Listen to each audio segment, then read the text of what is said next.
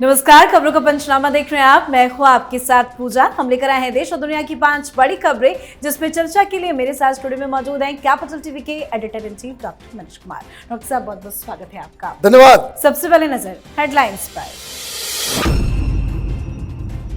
जम्मू कश्मीर और हरियाणा में पीएम मोदी का चुनावी शंखनाद। डोडा और कुरुक्षेत्र में की बड़ी रैली। परिवारवाद और आतंकवाद पर किया कड़ा प्रहार। कांग्रेस पर जमकर बरसे Modi. Kolkata rape murder case से बैकफुट पर आई मुख्यमंत्री ममता बनर्जी ने फिर चला नया दांव। प्रदर्शनकारी डॉक्टरों से मिलने पहुंच गई ममता। हड़ताल वापस करने की लगाई गुहार। अरविंद केजरीवाल के स्वागत में पटाखे फोड़ने वालों पर बड़ा एक्शन। दिल्ली पुलिस ने दर्ज की एफआईआर। व्यापारियों में भी भारी गुस्सा। बीजेपी ने भी की एक्शन की मांग। राहुल गांधी पर भड़के विदेश मंत्री एस जयशंकर। विदेशी धरती पर खोली कांग्रेस की पोल। कहा, जिंदगी खटाखट नहीं है, यहां कड़ी मेहनत की जरूरत।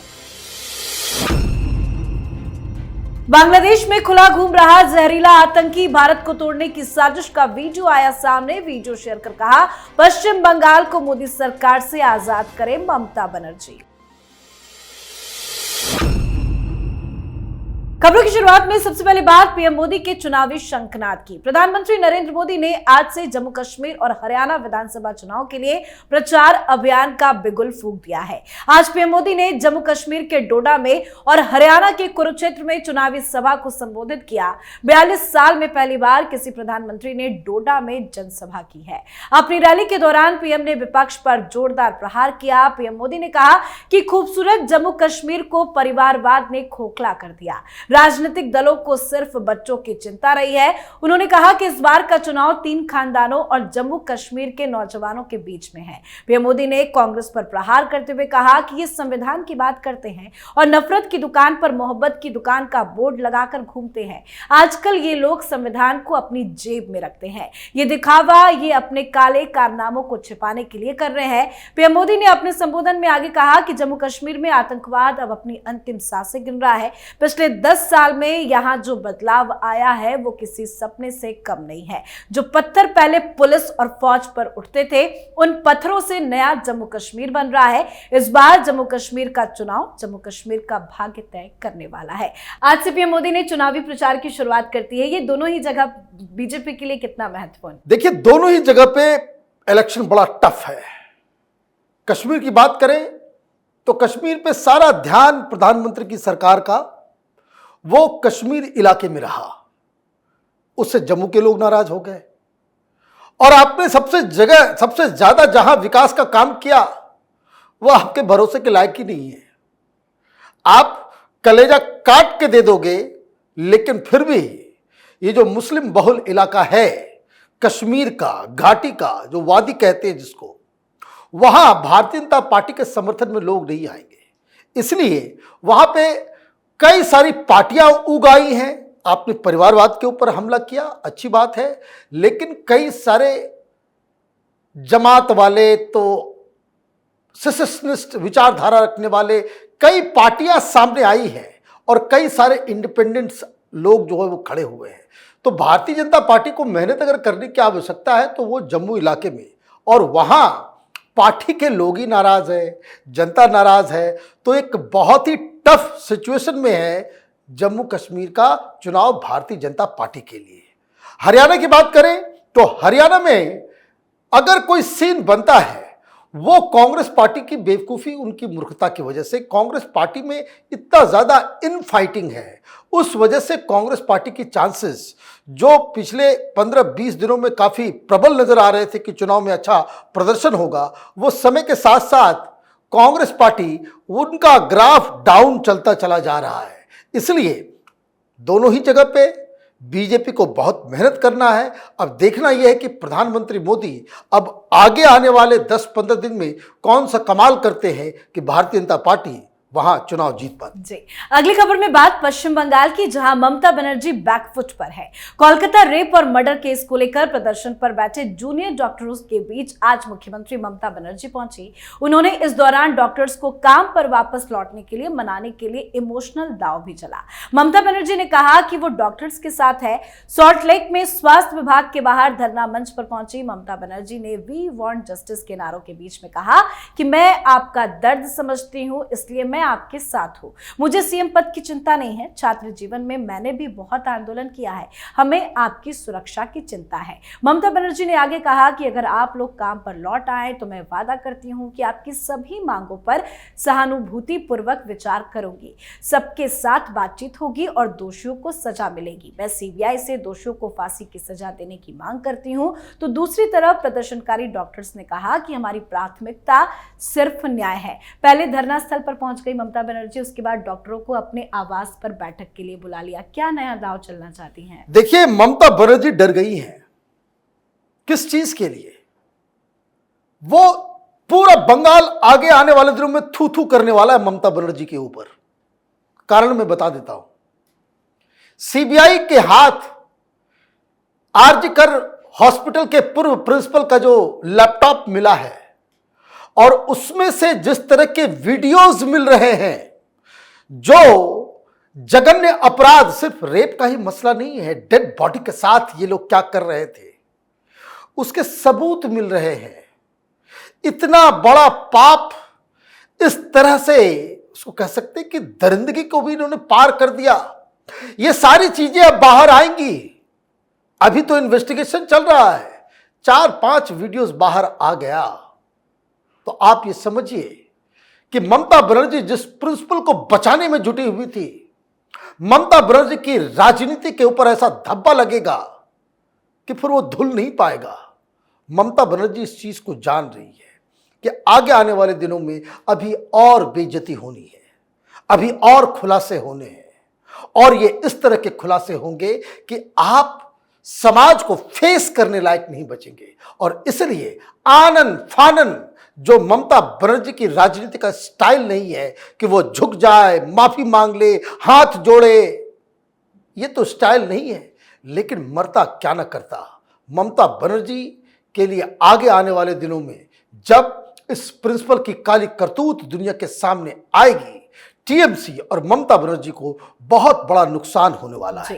तो ममता बनर्जी अब अपनी इमेज बचाने की जुगत में लगी है। तो वहीं तिहाड़ जेल से बाहर आते ही अरविंद केजरीवाल और आम आदमी पार्टी बुरी फंस गई है। दरअसल अरविंद केजरीवाल की जेल से बाहर आने के बाद उनके समर्थकों और आम आदमी पार्टी के कार्यकर्ताओं ने अरविंद केजरीवाल के घर के बाहर स्वागत में पटाखे जलाए। इसे लेकर अब दिल्ली पुलिस ने एफआईआर दर्ज कर लिया है। ये एफआईआर अज्ञात लोगों के खिलाफ दर्ज की गई है। दरअसल दिल्ली में किसी भी तरह के पटाखे जलाने पर पूर्ण रूप से पाबंदी है, पर इसके बावजूद भी अरविंद केजरीवाल के स्वागत में दिल्ली में आतिशबाजी की गई।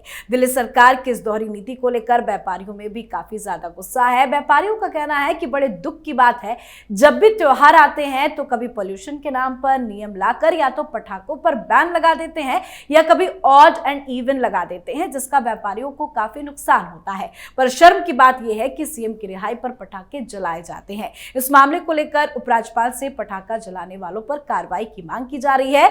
तो बीजेपी भी आरोपियों की गिरफ्तारी पर अड़ी हुई है। ये कैसा दोहरा चरित्र है? भाई, दोहरा चरित्र तो उनका पहले से है। ये तो हम लोग बेवकूफ है जो इसके दोहरे चरित्र को अभी तक समझ नहीं पाए हैं। दिल्ली की जनता ये तो समझ नहीं पाई। अभी 5 तारीख को ही ये फैसला किसका है? पुलिस का नहीं, एलजी का नहीं, ये दिल्ली सरकार की तरफ से ये नोटिफिकेशन आया कि अब हिंदू पर्व त्योहार आ रहे हैं, पटाखे पे बैन। जहां हिंदू पर्व त्योहार आता है तमाम तरह के बैन लगाना शुरू हो जाता है इन लोगों का। बहाना क्या? बहाना है कि भाई पोल्यूशन बढ़ता है। भाई पोल्यूशन तो बढ़ता है पंजाब से जो पराली जलता है उसकी वजह से। वहां रोक नहीं लगाओगे, वहां तुमको गंदी राजनीति करनी है। दिल्ली वाले के फेफड़े को गलाकर पंजाब में चुनाव जीतना है, इसलिए पराली के ऊपर कोई रोक नहीं, कोई जुर्माना नहीं। अब आदेश आपकी ही पार्टी का, आपकी ही सरकार का, और नेताजी आए बाहर तो वो खुशियां मनाने लग गए, पटाखे फोड़ने लग गए। अब ये बताओ भाई कि किस लिए पटाखे फोड़ रहे थे? केजरीवाल आया है।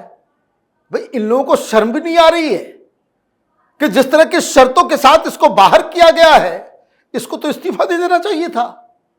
कि जब आप फाइल पे साइन नहीं कर सकते, अपने दफ्तर पे नहीं जा सकते, अपनी कुर्सी पे नहीं जा सकते, आप किसी फाइल को देख नहीं सकते, कोई मीटिंग नहीं बुला सकते, और तो और सचिवालय के अंदर पैर भी नहीं रख सकते, तो किस बात की खुशियां मनाई जा रही थी?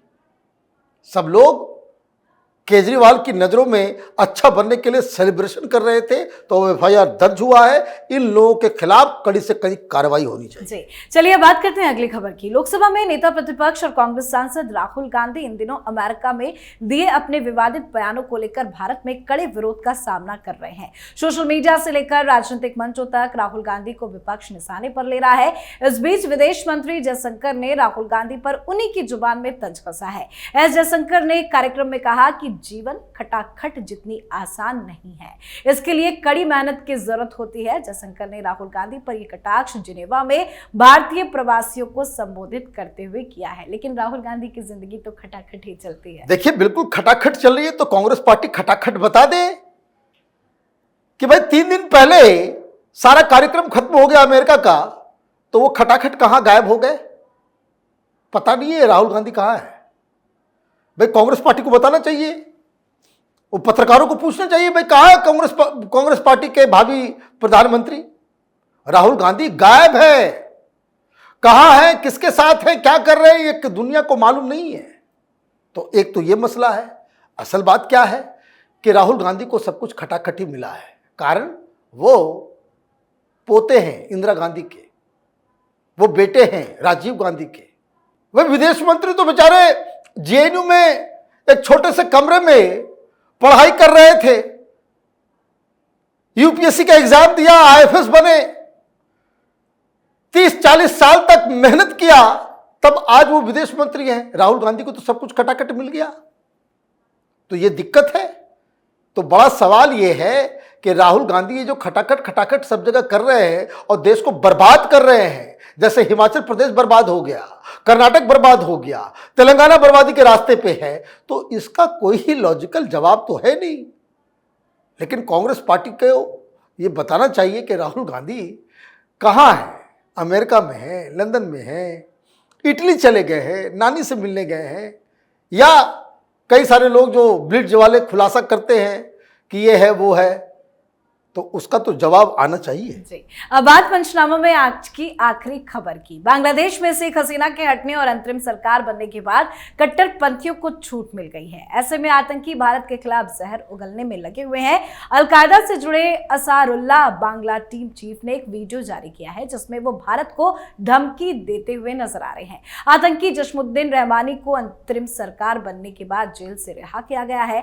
अब वो कश्मीर को आजाद करवाने के लिए पाकिस्तान और अफगानिस्तान से मदद मांगता नजर आ रहा है। यहां तक कि उसने ममता बनर्जी का नाम लेकर बंगाल को भी आजाद करवाने की बात कही है। क्या देश को तोड़ने की साजिश रची जा रही है? देखिए एक तो सवाल मुझे ये लग रहा है कि उसने असम के मुख्यमंत्री का नाम क्यों नहीं लिया, ममता बनर्जी का ही नाम क्यों ले रहा है? ये एबीटी नाम का आतंकी संगठन, इसके चीफ को ये प्रोफेसर यूनुस ने छोड़ दिया। क्यों भाई? डेमोक्रेसी ये लाएंगे, आतंकवादी लाएंगे बांग्लादेश में डेमोक्रेसी? कहाँ है ये रवीश कुमार, अजीत अंजुम, इस तरह के लोग नाच रहे थे। ये बकरी चोर और मुर्गी चोर जो शेख हसीना के घर से घुस करके कपड़े वगैरह बाहर लेकर के आ रहे थे, यहां नाच रहे थे लोग कि डेमोक्रेसी आ गई, तानाशाही हार गया। कुछ लोग ऐसे बेहुदे लोग वो ये कह रहे थे भाई हिंदुस्तान में भी मोदी को ऐसे हो जाएगा। क्या हो रहा है? अब आतंकवादियों को अंडर प्रेशर रिलीज करना पड़ रहा है। और वो क्या कह रहा है? वो ममता दीदी से कह रहा है कि ममता बनर्जी को हम लोग कहेंगे कि मोदी रूल से जो है बंगाल को अलग कर लो, कश्मीर को अलग करेंगे, पाकिस्तान से मदद लेंगे, अफगानिस्तान से मदद लेंगे और चीन से मदद लेंगे। अरे चूहे, खाने के लिए अनाज नहीं है, पहनने के लिए कपड़े नहीं है, और तमाशा ऐसे कर रहा है ये लोग, इन लोगों को दरअसल बांग्लादेश की जो इंटरिम गवर्नमेंट है, अब इनको समझ में आएगा कि जो सांप तुमने पाल रखे थे, ये सांप अब तुमको ही काटेंगे। पाकिस्तान बर्बाद हुआ, अफगानिस्तान बर्बाद हुआ, अब बारी इन जमातियों जिहादियों की वजह से बांग्लादेश की बर्बादी का समय आया जी, है। बहुत बहुत धन्यवाद समझाने के लिए। धन्यवाद। खबरों का पंचनामा में आज के लिए फिलहाल इतना ही। देश विदेश की बाकी खबरों और उनके सटीक एनालिसिस के लिए देखते रहिए कैपिटल टीवी। हमें लाइक कीजिए, शेयर कीजिए और कैपिटल टीवी को सब्सक्राइब कीजिए। नमस्कार।